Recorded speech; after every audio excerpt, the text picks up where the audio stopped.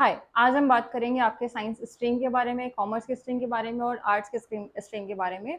Make sure कि जो आप अभी जो पढ़ रहे हैं, क्या अभी जो आप जितना पढ़ रहे हैं आपके बोर्ड एग्जामिनेशन के लिए सफिशिएंट है? आपका सेशन अप्रैल से शुरू हो चुका है, ठीक है? तो आप ये तो बोल ही नहीं सकते कि हमें बुक्स नहीं पता है, हमें सिलेबस नहीं पता है। आपको सिलेबस पता है, आपको बुक्स पता है, आपकी स्ट्रीम पता है और कोई कंफ्यूजन तो होगा ही नहीं। अब पॉइंट ये है कि चूंकि बोर्ड एग्जामिनेशन है, हर कोई बोलेगा बोर्ड एग्जामिनेशन है, तो बोर्ड एग्जामिनेशन पे क्या आप बोर्ड के हिसाब से पढ़ रहे हैं, अपने आप को क्रॉस चेक कीजिए। क्या आप आज आपका कौन सा महीना चल रहा है? आपका जून चल रहा है, आपका जुलाई आने वाला है, ठीक है? तो जून का एंडिंग है, जुलाई आने वाला है और मैं बोलती हूँ कि मैं मोस्ट प्रोबेबिलिटी फैब में आपके पेपर हो जाएंगे।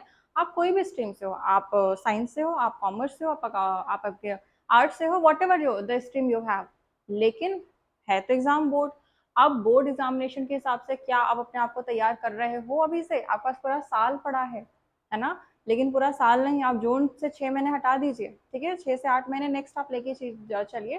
तो क्या आप उस तरीके से पढ़ रहे हैं? ये वीडियो एमपी बोर्ड हो, सीबीएसई हो, ICSE, what ever the board you have, ये हर उस पर्सन के लिए है जो क्लास 12th बोर्ड में है। तो क्या आप उस तरीके से तैयारी करें? अगर नहीं तैयारी कर रहे हैं बट आप चाहते हैं कि मुझे 95 प्लस मार्क्स अपने बोर्ड एग्जामिनेशन में लाना है and it matters for your competitive examination, आपका नेक्स्ट जिस तरीके से आप अभी पढ़ेंगे उतना ही आपका इजी कॉम्पिटेटिव एग्जाम होगा, क्योंकि 12th का सिलेबस आता ही आता है आपके बोर्ड के एग्जामिनेशन पे। चलो देखो जरा कि 95 प्लस मार्क्स लाने के लिए, या फिर आप बोलो 95 प्लस मार्क्स जो इंडिविजुअल लाता है वो टॉपर की क्या स्ट्रैटेजी रहती है या किस तरीके से वो पढ़ाई करता है। चलो देखो जरा, मैंने बोला कि चाहे आप साइंस से हो, चाहे आप कॉमर्स से हो, चाहे आप आर्ट्स से हो, ठीक है? प्रायोरिटी आप एनसीईआरटी को ही देंगे, क्योंकि एनसीईआरटी के बाहर क्वेश्चन नहीं आता है, आउट ऑफ सिलेबस तो आता ही नहीं क्वेश्चन, तो एनसीईआरटी से बाहर क्वेश्चन नहीं आएगा। मैंने बोला सबसे पहले आप प्रायोरिटी किसको देंगे? एनसीईआरटी को। इसका मतलब क्या? आप आज से ही, अभी से ही एनसीईआरटी को लाइन बाय लाइन पढ़ना शुरू करेंगे। टीचर्स नोट्स बनवा रहे होंगे, स्कूल से नोट्स बन रहे होंगे, कोचिंग से नोट्स बन रहे होंगे, उस नोट्स को बहुत अच्छे से एक्सट्रैक्ट करके रखिए, ठीक है? बैक एक्सरसाइज मतलब हर एनसीईआरटी के पेज में या हर एनसीईआरटी यूनिट में फर्स्ट चैप्टर सेकंड चैप्टर में बीच में तो एनसीईआरटी एग्जाम्पलर्स रहते हैं।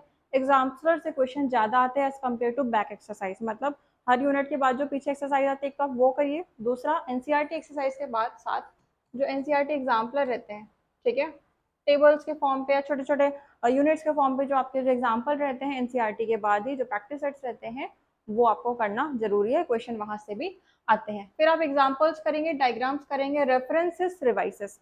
जिस चैप्टर पे आपको लगता है कि हाँ इस चैप्टर में मुझे डिटेल पढ़ना चाहिए, उस चैप्टर में आप रेफरेंस का यूज करो, अदरवाइज मैं बोलूंगी कि एनसीईआरटी से बाहर मत जाइए, ठीक है? फिर क्या कर सकते हैं? प्रीवियस ईयर क्वेश्चन, पिछले साल के 5 साल के क्वेश्चन उठाइए, ठीक है? अब देखो बोर्ड के एग्जामिनेशन के 1 महीने पहले होंगे तो करोगे तो दिक्कत होगी। अभी अपने मेरे पास पूरा साल है तो मैं क्या करूंगी, पूरा प्रीवियस ईयर क्वेश्चन 5 साल का उठाऊंगी, क्रॉस चेक करूंगी कौन से इंपॉर्टेंट टॉपिक्स है, कौन से क्वेश्चन कितने बार रिपीट हुए हैं, ठीक है? लास्ट 5 ईयर के क्वेश्चन पेपर में चेक करूंगी, इंपॉर्टेंट रिपीटेड क्वेश्चन में देखूंगी, important definition, derivation, long answers, और प्रिपेयर मैं करूंगी उस हिसाब से, ठीक है? तो इस तरीके से आप प्रीवाइक्यूज अभी से निकाल के रखिए, ठीक है? पूरा चेक कीजिए और एनालिसिस कीजिए कि मुझे कौन सा चैप्टर क्या करना है। चलो, फिर मैंने बोला कि 80-20 rule. What do mean by 80-20 rule? 80-20 rule मतलब वो रूल बेटा कि अगर आपके पास 100% सिलेबस है तो मैं नहीं बोल रही हूँ कि 100% सिलेबस को परफेक्ट कीजिए। जब आप प्रीवियस 5 ईयर से क्वेश्चन देखेंगे तो आपका एनालिसिस हो जाएगा कि कौन सा चैप्टर से क्या आ रहा है, और वही इस बार भी आएगा। कुछ ज्यादा चेंजेस तो नहीं होंगे, 1-2 क्वेश्चन का चेंजेस होगा।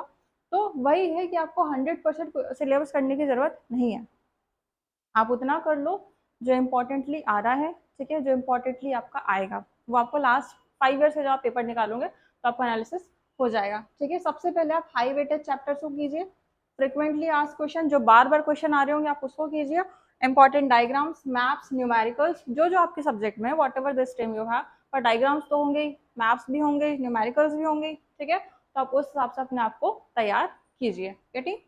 चलो, फिर देखो मैंने बोला राइटिंग प्रैक्टिस। अगर आप पढ़ तो ले रहे हैं, आपको लर्निंग स्किल्स भी आप लर्न भी कर पा रहे हैं, लेकिन अगर आप लिख नहीं पा रहे हो तो फिर पेपर क्या देगा? आप पेपर में इन्विजिलेटर नंबर क्या देगा, ठीक है? तो इन्विजिलेटर के माइंडसेट के हिसाब से चलिए।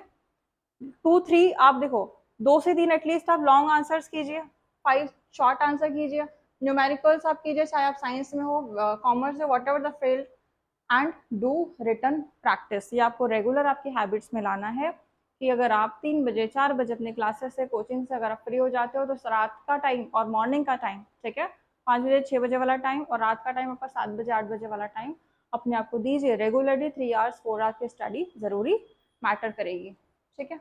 चलो, फिर मैंने बोला कि बोर्ड एग्जामिनेशन अब जब आपके आएंगे, ज़्यादा टाइम स्पीड से बहुत टाइम निकलते जाएगा, तो बोर्ड एग्जामिनेशन के पहले प्रीवियस पेपर तो आप करेंगे ही करेंगे, लेकिन जो लेटेस्ट जो आपके सैम्पल पेपर्स आते हैं, आप सैम्पल पेपर्स को जरूर सॉल्व कीजिए। 10 से 15 सैम्पल पेपर, 5 से 10 आपके फुल लेंथ टेस्ट और टाइम लिमिट के साथ सेट कीजिए। ये नहीं कि आप बस कर रहे हैं दिन भर से, नहीं।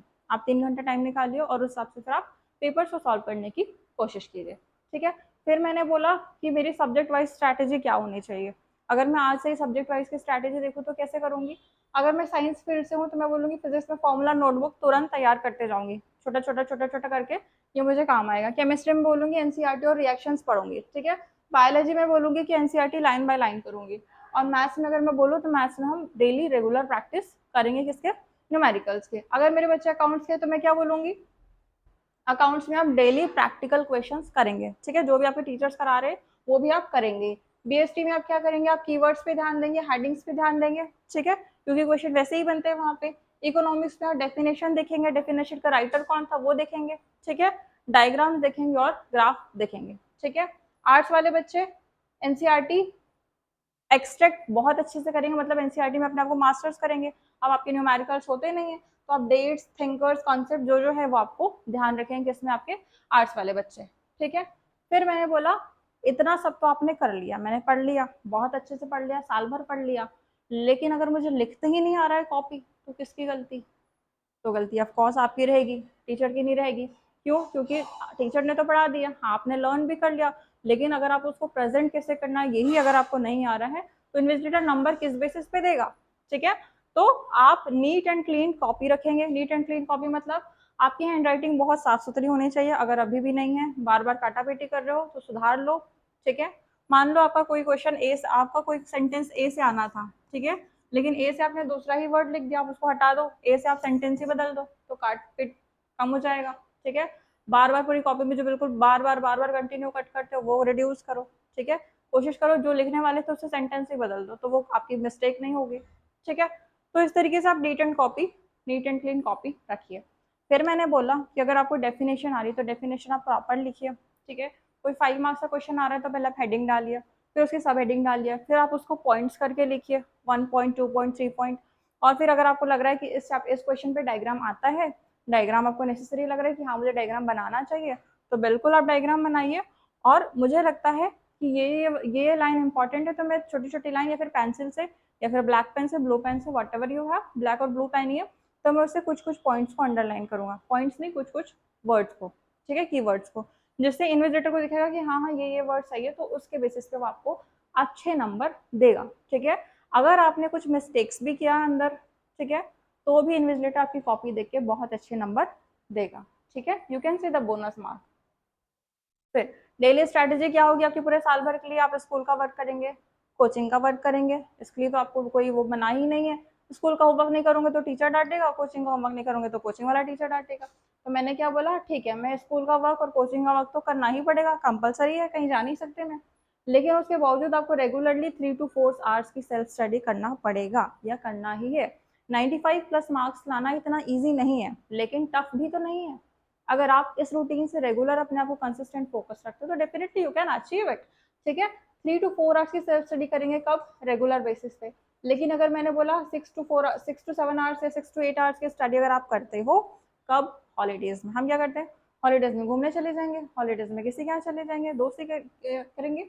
तो मैंने बोला कि आप हॉलीडेज में आप क्या करेंगे, हॉलीडेज में एटलीस्ट अपना आप टाइम निकालिए कि नहीं हमारा इस बार बोर्ड का है, ठीक है, ये साल मुझे बहुत अच्छे से देना है ताकि मैं बोर्ड्स में अच्छे नंबर ले आऊँ, मेरिट लिस्ट बहुत अच्छे से ले आऊँ, तो इस वजह से मुझे 6 to 8 आवर्स की सेल्फ स्टडी हॉलीडेज में करना जरूरी है। फिर मैंने क्या बोला, अब उस टाइम पे रिवीजन कितना रिवीजन करूंगा, ओल्ड टॉपिक्स को रिवाइज करूंगा। अगर मैं आगे बढ़ता गया तो ओल्ड टॉपिक्स मेरे छूटते जाएंगे, तो फिर इशू। और 1 to 2 आवर की आप रेगुलर क्वेश्चन प्रैक्टिस करूंगा, what ever the subject you have, ये आप डिसाइड कीजिए कि मुझे किस टॉपिक से क्या आ रहा है और क्या नहीं आ रहा है, ठीक है, ये आप खुद को एनालिसिस कीजिए। फिर मैंने बोला कि 95+ मार्क्स लाने के लिए मैं ऐसा क्या करूं, हर हर मंथ या बोलूँ हर दिन कि मेरे 95 प्लस मार्क्स आ जाए। मैं भी कंटिन्यू पढ़ तो रहा हूँ, लेकिन अगर मैं कोई गलती किया तो मेरे 95 प्लस मार्क्स नहीं आएंगे। तो वो रियलिटी चेक देखो जरा कि आप अभी से धीरे धीरे धीरे धीरे अपने कॉन्सेप्ट को क्लियर करोगे। कॉन्सेप्ट नहीं समझ में आ रहा है, टीचर को बार बार पूछो कि मुझे नहीं आ रहा है, ठीक है। यूट्यूब का आप हेल्प लीजिए, ठीक है, एआई का हेल्प लीजिए, बहुत सारे ऑप्शन से आप करके अपना कॉन्सेप्ट को क्लियर रखिए, मल्टीपल रिविजन कीजिए।